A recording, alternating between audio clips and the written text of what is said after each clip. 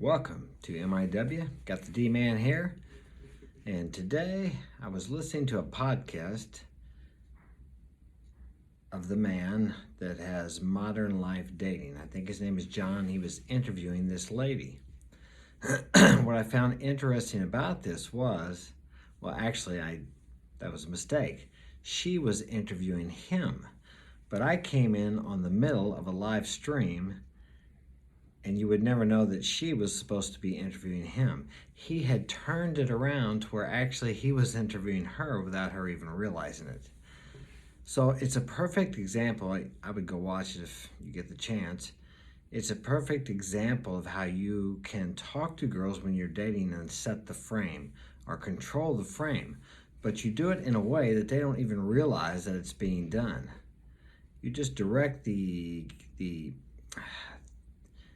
direction of the conversation to where you want it to go, with an inquisitive nature of being curious about her, asking questions about her. I'm not talking about how many brothers do you have, how many sisters do you have, where did you live, what school did you go to.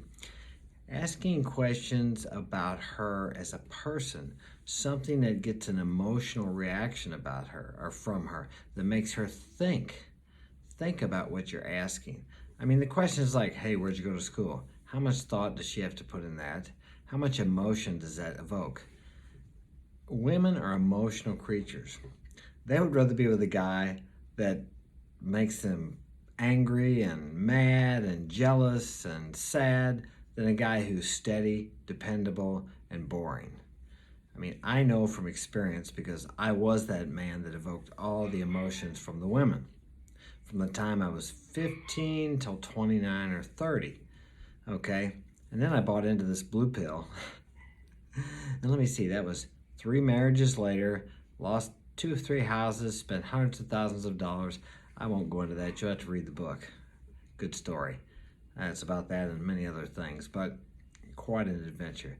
But the point is, I was that boring, dependable, steady guy that all the girls say they want in a man, that they want to settle down with.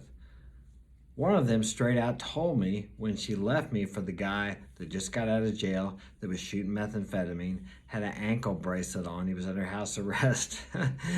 She said, "You're a good husband and a good father, but I just can't live this kind of life."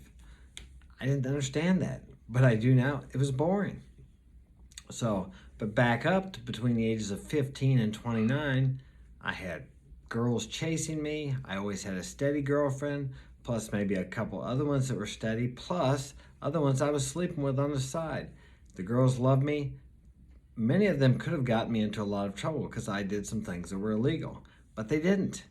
Never caused me any problems, just couldn't get enough of me. They would wait for me for hours, even days, to come back from riding my Harley across the country, knowing that I was sleeping with other girls, but that was okay with them. I brought adventure and excitement, and I fired their emotions, and that's what women like. Don't listen to what a woman tells you she wants in a man. Watch women, see what they're attracted to. That's why I like this John and this Rule Zero group that gets together. I'm not sure how that works, but I would suggest that you listen to these guys, and although you may want to reject it because it's not what society tells you is what women want, it's not what women will tell you what they want, but it's what women will respond to and react to. And if you're not getting laid and you want to be with a woman, I guarantee you, these guys can put you or direct you to what you need to be doing to accomplish that if that's what you want. I mean, if what you're doing is working, if you're happy, your wife desires you, wants to be with you as much as you want to be with her, she's staying in shape, she's taking care of herself, by all means, continue with that. But if what you're doing is not working, maybe you've been through a couple of divorces, maybe you've been in a situation where the girls say, let's just be friends. Fortunately, in my life, I have never had that. I have been dumped before. But the last girl that told me, who was it? She said, why can't we be friends? I said, I'm not your friend. I'm your lover. I'll never be your friend.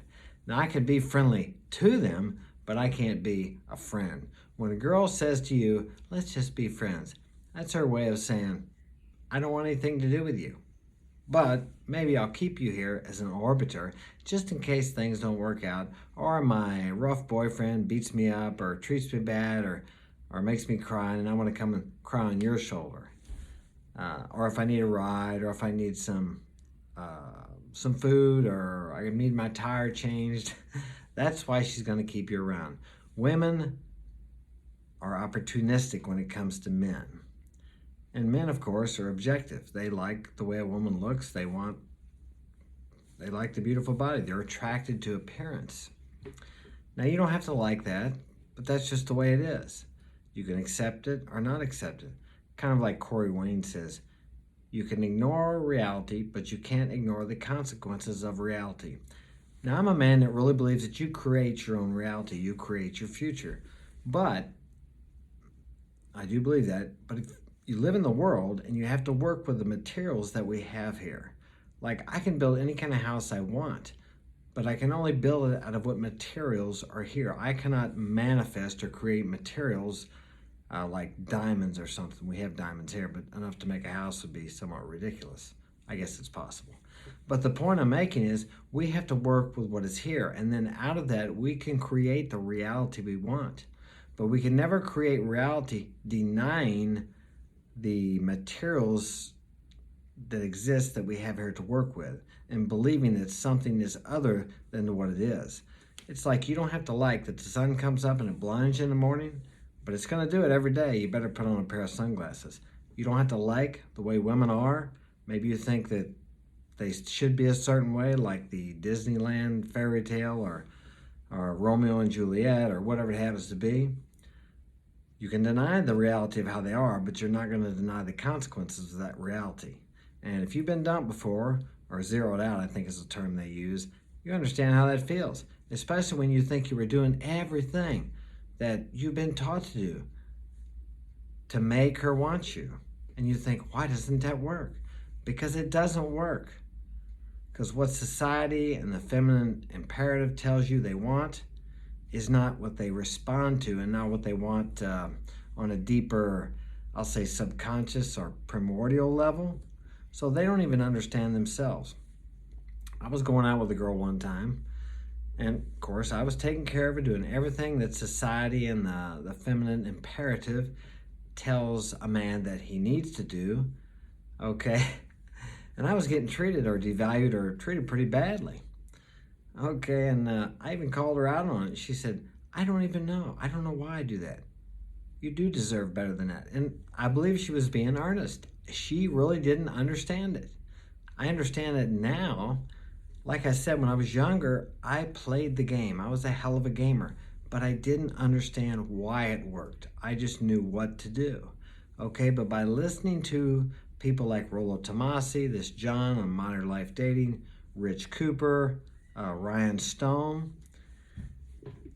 I understood finally why what I did in my younger years worked. And when I turned about 30 and became what they call a blue pill, I guess I had some alpha male traits mixed in, but didn't work. Like I said, 3 marriages, a bunch of kids, court battles. I won't even go into that. Like I said, read the book. Had to leave the country. Then I had to leave another country. They were going to arrest me because the ex was pissed because she wanted a certain amount of money and I didn't want to give it to her and I wasn't going to. So, I mean, it is amazing how a woman will trample on a man who's blue pill as opposed to a man who's alpha male. Like I said, when I was living as an alpha red pill person, or however you say it,